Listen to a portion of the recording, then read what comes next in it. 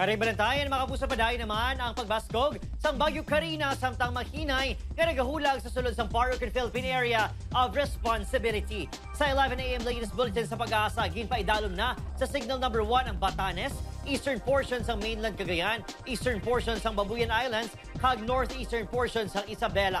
Sunod pa sa pag-asa, posible nga magbaskog pang Bagyo Karina apang manubog ihapon ang tsansa sini nga maglandfall. Ginalauman nga magwain ni sa par sa Miyerkules ni gani sa Webes. Pag-butungod man sa Bagyo Karina, ang hangin habagat nga magapaulan sa dakong bahin sang pungsod. Sa datos naman sa Metro Weather, mataas ang tsansa sa ulan sa Aklan, ang DK Iloilo, Guimaras kay Negros Provinces. May mabaskog man yung ulan sa pinakalugar ganing manginhanda sa baha, di gani sa landslide. Posible man ang ulan sa iba't pang bahin sa pungsod.